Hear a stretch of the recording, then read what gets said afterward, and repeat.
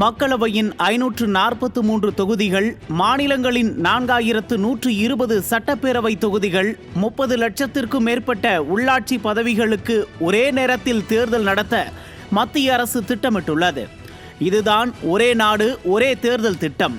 இந்த திட்டத்தை ஆய்வு செய்ய முன்னாள் குடியரசுத் தலைவர் ராம்நாத் கோவிந்த் தலைமையில் 2023 செப்டம்பரில் உயர்நிலை குழு அமைக்கப்பட்டது. இந்த குழுவின் அறிக்கையில் மக்களவை, மாநிலங்களின் சட்டப்பேரவைகளுக்கு ஒரே கட்டமாக தேர்தல் நடத்த வேண்டும் என்பன உள்ளிட்ட பல்வேறு பரிந்துரைகள் உள்ளன. டெல்லியில் நேற்று நடைபெற்ற மத்திய அமைச்சரவை கூட்டத்தில் இந்த மசோதாவுக்கு ஒப்புதல் வழங்கப்பட்டது. அடுத்த வாரம் நாடாளுமன்றத்தில் புதிய மசோதா தாக்கல் செய்யப்படும் என்று எதிர்பார்க்கப்படுகிறது. தற்போது நடந்து கொண்டிருக்கும் நாடாளுமன்ற குளிர்கால கூட்டத்தொடரில் தினம்தோறும் ஆக்கப்பூர்வமாக எதுவுமே நடப்பது கிடையாது. தினம்தோறும் கூச்சல், குழப்பங்கள், வெளிநடப்புகள் என்றுதான் மக்கள் வரிப்பணம் வீணடிக்கப்பட்டு கொண்டிருக்கிறது. மணிப்பூர் வேளாண் சட்டங்கள், அதானி விவகாரம் குறித்து எதிர்க்கட்சிகளை கேள்வி கேட்க விடாமல் பாஜகவும், சோனியா சோரஸ் விவகாரத்தை பாஜகவினரும் கிளப்பிவிட்டு அமளியில் ஈடுபட்டு நாடாளுமன்றத்தை முடக்கி வருகிறார்கள். பிறகு எங்களது நாடாளுமன்ற நடவடிக்கைகளை எதிர்க்கட்சிகள் முடக்குகிறார்கள் என ஆளும் கட்சி எதுவுமே செய்வதில்லை என்று எதிர்க்கட்சியும் மாறி மாறி பழி சுமத்திக் கொள்கிறார்கள்.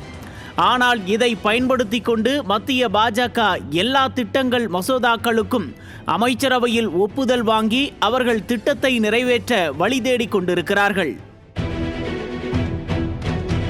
இந்த மசோதா தொடர்பாக நாடாளுமன்றத்தில் விரிவான விவாதம் நடத்தப்படும் என்று கூறியிருக்கிறது பாஜக.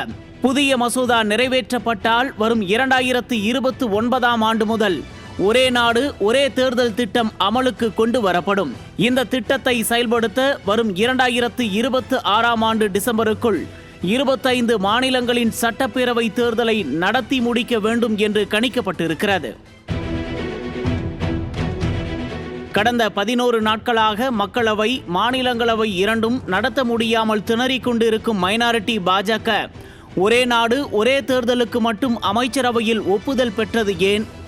எப்படி சாத்தியப்படாத ஒன்றை வேண்டுமென்றே விவாத பொருளாக்கி இந்திய மக்களின் பணத்தை வீணடிக்க முயல்கிறதா மைனாரிட்டி பாஜக? பொறுத்திருந்து பார்க்கலாம்.